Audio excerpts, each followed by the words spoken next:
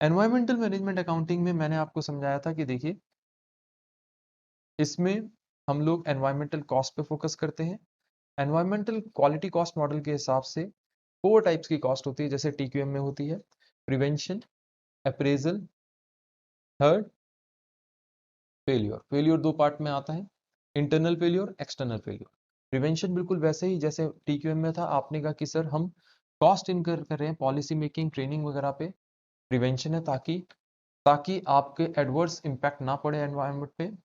Appraisal या जैसे environmental detection cost भी कहते हैं, आपने कहा कि सर इंस्पेक्शन, ऑडिट या जितनी भी चीजें आप कंडक्ट कर रहे हैं, कंटेमिनेशन टेस्ट वगैरह, ये चेक करने के लिए कि आपका किस तरीके से वर्किंग चल रही है, सही चल रही है यानी एज पर पॉलिसीज, तो आपने कहा उसको अप्रेजल कहते हैं। फिर आपने कहा कि सर अब मान के चलिए स्क्रैप आया, टॉक्सिक मटेरियल्स हैं, तो आपने उनको डिस्पोज ऑफ किया, तो आपने फैक्ट्री के विद इन पता चल गया था, आपने उसको डिस्पोज ऑफ किया, तो आपने कहा ये हमारी इंटरनल फेलियर कॉस्ट है, या डीकमीशन किया प्लांट को। एक्सटर्नल फेलियर कॉस्ट आपने क्या किया, सोसाइटी को दे दिया, आपने कहा प्लानेट रख लो भी, मेरी साइड से गिफ्ट है, तो आपने पॉल्यूशन क्रिएट किया।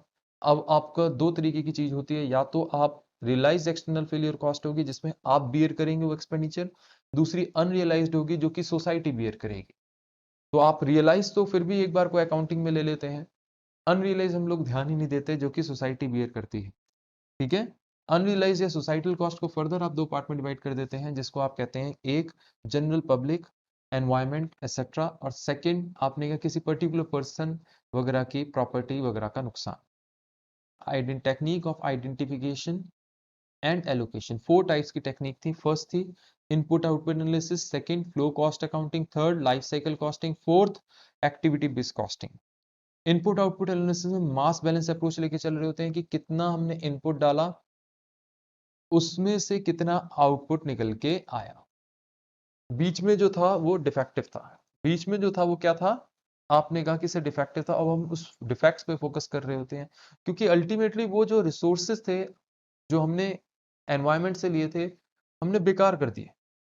अब क्या कोई तरीका है कि उन रिसोर्सेज को हम बेटर वे में यूटिलाइज कर लें?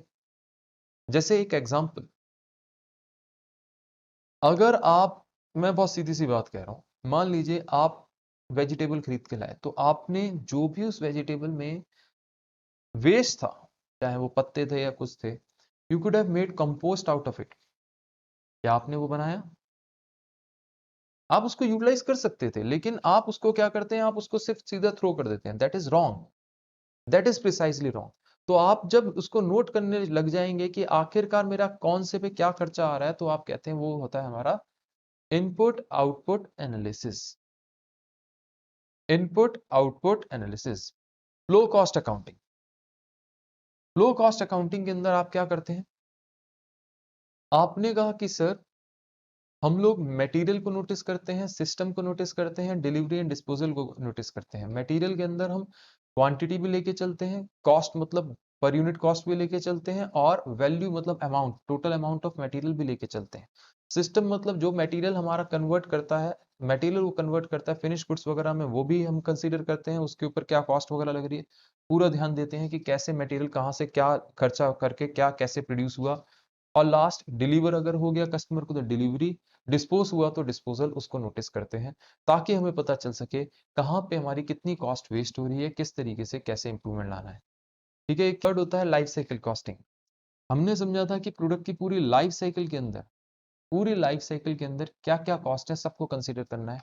मतलब रिसर्च एंड डेवलपमेंट से लेके आपको डीकमीशनिंग, क्योंकि जनरली हम डीकमीशनिंग को कवर नहीं करते, डीकमीशनिंग हम छोड़ देते हैं, तो डीकमीशनिंग भी कवर करके चलनी है। याद रखिए, लाइफ साइकिल में आपको हर चीज लेके चलनी है प्रोडक्ट की, ताकि आप सही एनालिसिस कर सकें कि कौन सी कॉस्ट कहाँ पे लग रही है, किस तरीके से लगनी चाहिए। प्रॉपर कॉस्ट बेनिफिट आपको ये पता चल जाएगा ना। वैसे तो आप अदरवाइज आप सिर्फ आप डिक्लाइन फेज तक ले लोगे, कहोगे अच्छा प्रोडक्ट में तो अच्छा खासा प्रॉफिट है, लाइफ साइकिल में क्या पता डीकमीशनिंग कॉस्ट बहुत हाई हो, तो अगर आप उसको कंसीडर नहीं करेंगे बाद में आप रोएंगे। क्योंकि वो भी तो एक तरीके की कॉस्ट है।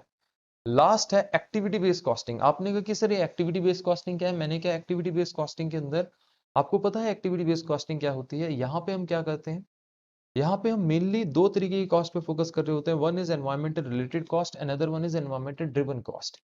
एनवायरमेंटल रिलेटेड कॉस्ट का मतलब जो आपने एनवायरमेंट को मेंटेन करने के लिए जो भी आपने कॉस्ट इनकर की है, specially that is environmental related cost.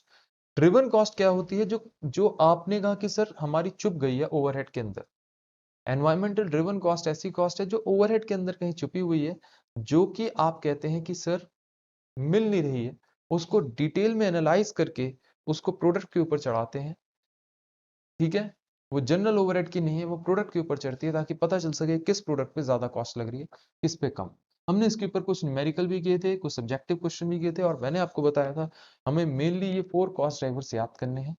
इनको पेपर में लिख के आना है। पहला वॉल्यूम ऑफ एमिशन, दूसरा टॉक्सिसिटी ऑफ एमिशन, थर्ड है एनवायरमेंटल इम्पैक्ट, और फोर्थ है आपने कहा कि सर किस तरीके से हम ट्रीट कर रहे हैं एमिशंस को।